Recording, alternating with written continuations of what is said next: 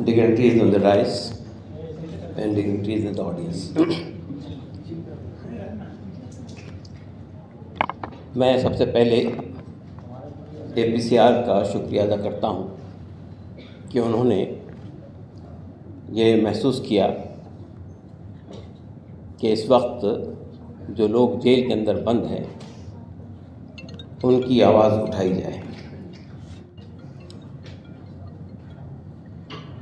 ابھی نرگس سیفی یہ کہہ رہی تھی کہ سپریم کورٹ نے کئی بار کہا ہے یہ بات کہ bail is a rule, jail is an exception. لیکن یہی سپریم کورٹ یہ جملہ بڑا اچھا لگتا ہے، بہت خوشنما لگتا ہے، بالکل اسی طرح جس طرح ہمارے مودی صاحب کے جملے ہیں، سب کا ساتھ، سب کا وکاس، سب کا وشواس، بیٹی بچاؤ بیٹی پڑھاؤ. اس لیے میں یہ کہہ رہا ہوں یہ بات کہ 9 مہینے تک عمر خالد کی بیل سپریم کورٹ میں تھی، 14 بار ایڈجرنمنٹ ہوا، فائنلی ہمارے وکیل نے اس کو واپس لے لیا.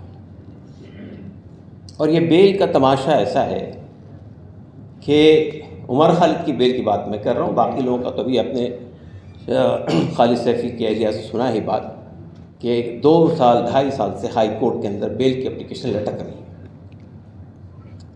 عمر خالد کے کیس میں جب ہم نے بیل کے لیے اپلائی کیا تھا تو 1.5 سال تک بیل پر بحث ہوئی ہے لوور کورٹ میں. عام کرائم جو ہوتے ہیں اس میں پروسیکیوشن کو یہ پروف کرنا پڑتا ہے کہ آپ گلٹی ہیں، لیکن اگر آپ UAPA کے اندر گرفتار ہے تو بیل کے سمے ہی آپ کو یہ پروف کرنا پڑتا ہے کہ آپ انوسنٹ ہیں، آپ گلٹی نہیں ہیں. پروسیکیوشن کو نہیں پروف کرنا پڑتا ہے، یہ ریورس ہو جاتا ہے.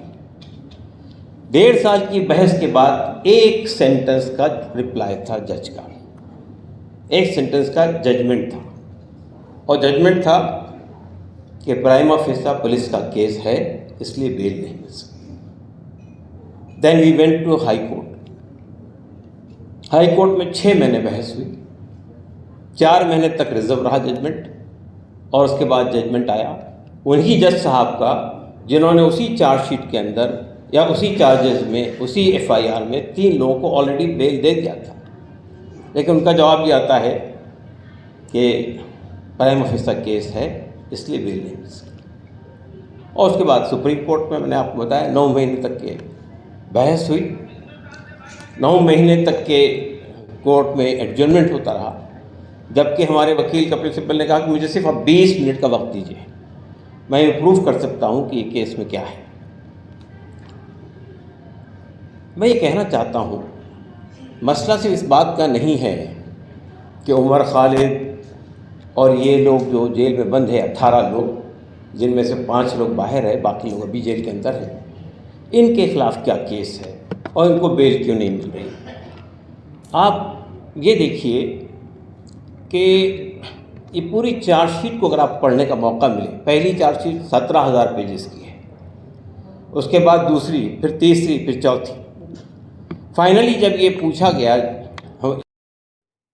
وکٹم کی طرف سے کہ آپ چارج شیٹ کا سلسلہ کب ختم کریں گے، تو ان کا یہ فائنل چارج شیٹ ہے، یعنی ابھی تک چارجز فریم نہیں ہوئے.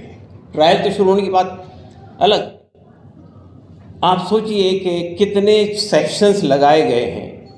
18 لوگ ہیں، کئی سیکشن ہیں، UAPA کے 4 سیکشن ہیں، پھر آرم ایکٹس کے ہیں، کئی سیکشنز لگے ہوئے ہیں. تو ٹرائل اگر شروع ہوگا تو کئی سال لگ جائیں گے، 10 12 15 16 کتنا لگ جائے پتہ نہیں، لیکن ابھی تو بیل ہی نہیں مل رہی ہے. تو میں یہ کہنا چاہتا ہوں کہ دیکھیے ہم سول سوسائٹی کے لوگ ہیں، ہم اس دیش کے ناگرک ہیں، ہمیں یہ دیکھنا چاہیے کہ پانی کہاں مر رہا ہے. جب تک کہ آپ اس کے بارے میں دھیان نہیں دیں گے تو آپ صرف ایک عمر خالد، خالد سیفی یا گلفشاں ان کی بات نہیں کریں گے.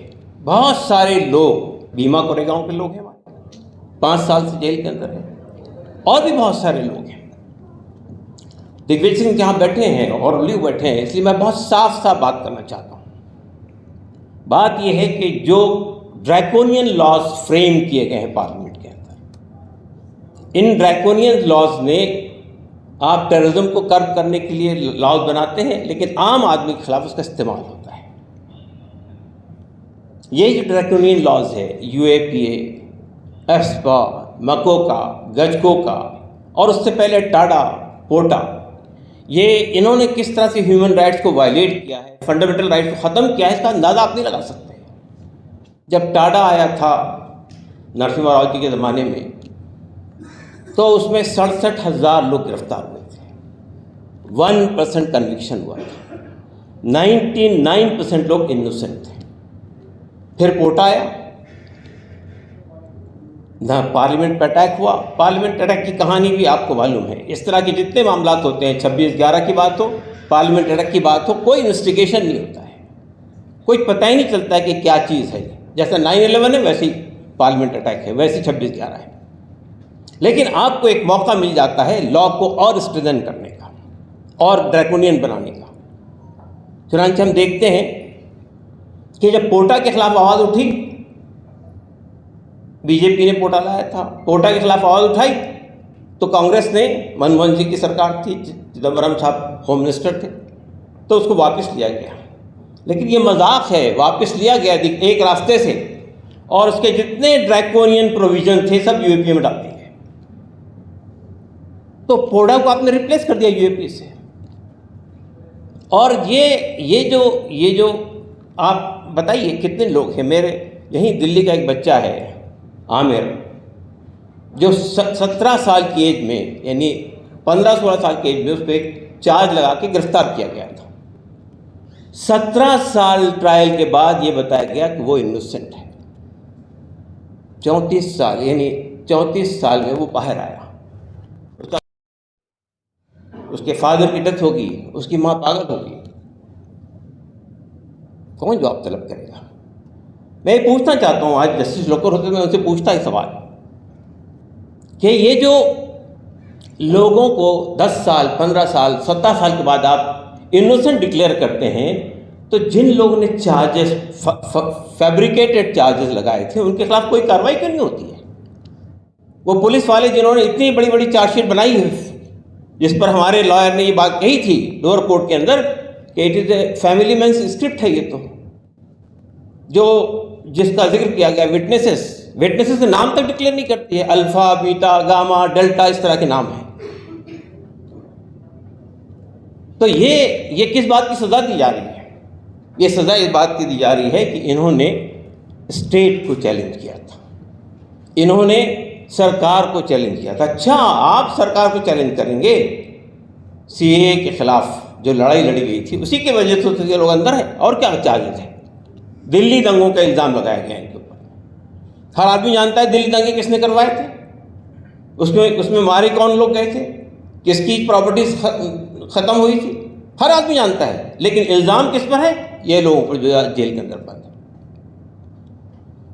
تو میں یہ کہنا چاہتا ہوں کہ یہ ایک بہت بڑا سوال ہے اس ملک کے سول سوسائٹی کے سامنے کہ یہ جو ڈریکونین پروویژنس ہے، جس کے تحت میں سینکڑوں لوگ، آج ایک دو لوگوں کی بات نہیں کر رہا ہوں میں، سینکڑوں لوگ جیل کے اندر بند ہے۔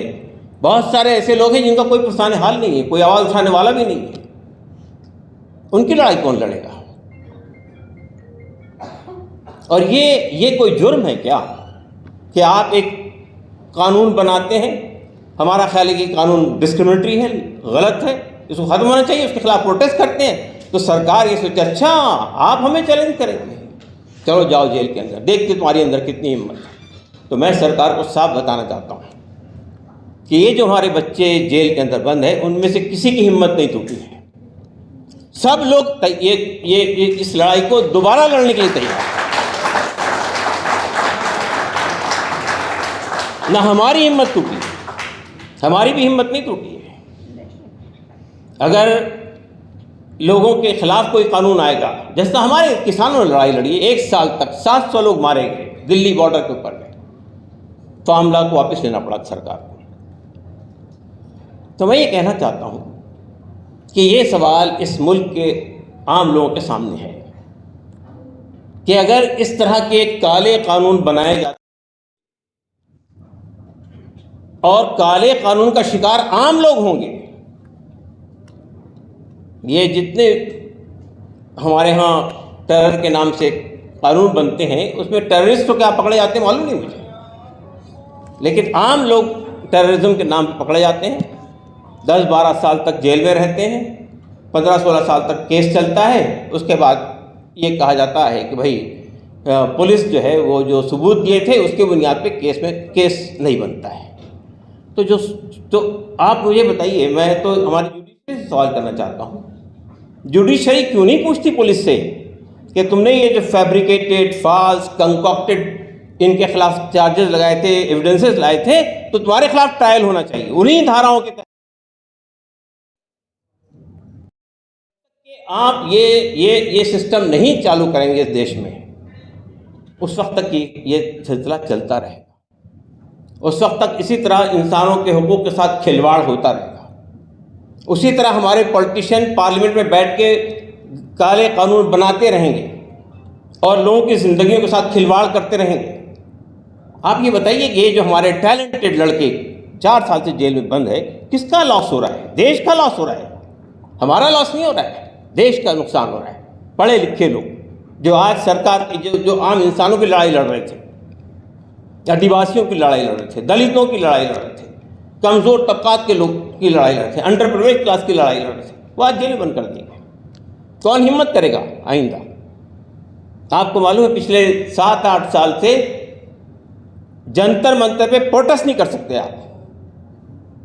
یا تو پولیس ڈینائی کر دیتی ہے، یا گرفتار کر لیتی ہے، یا جہاں سے آپ جا رہے ہیں وہیں سے اٹھا لیتی ہے. یہ ہو رہا ہے ہمارے ساتھ. ہمارا کانسٹیٹیوشن میں بہت اچھی باتیں لکھی گئی ہیں، آرٹیکل 14, 21, 25, 26, 27, 28 سب آپ اٹھا کر دیکھ لیجیے، فنڈامنٹل رائٹس. لیکن کس طرح سرکار اس کے ساتھ بیہیو کرتی ہے، کس طرح پولیس ان کے ساتھ بیہیو کرتی ہے، کس طرح. اور پھر افسوس کی بات یہ ہے، یعنی صاف بات کہنے میں مجھے کوئی تکلف نہیں ہے، کہ یہ کہا جاتا ہے کہ کسی ڈیموکریٹک سوسائٹی کے اندر یہ جو 3 پلرز ہیں، لیجسلیچر، ایگزیکٹو بیوروکریسی اور جوڈیشری، یہ تینوں کو سیپریٹ ہونا چاہیے. اگر آپ کو انصاف چاہیے، میرا حکومت سے لڑائی ہے، حکومت سے جھگڑا ہے، میرا اس کیس میں بھی ہمارا حکومت سے جھگڑا ہے.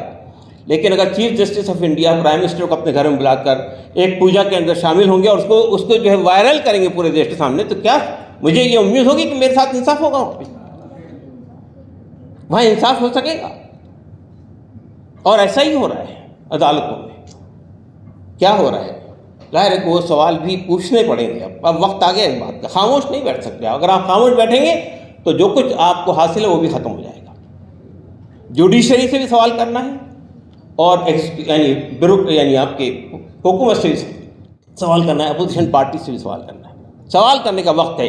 اور ڈیموکریسی کے اندر اصل طاقت جنتا کے پاس ہوتی ہے. لیکن اگر جنتا دب گئی، بیٹھ گئی، ڈر گئی، خاموش ہو گئی، تو پھر جو کچھ ہم نے حاصل کیا پچھلے 70 سال میں وہ سب ختم ہو جائے گا. دوستوں اور ساتھیوں، اس سے زیادہ مجھے نہیں کہنا. شکریہ، دھنیہ واد.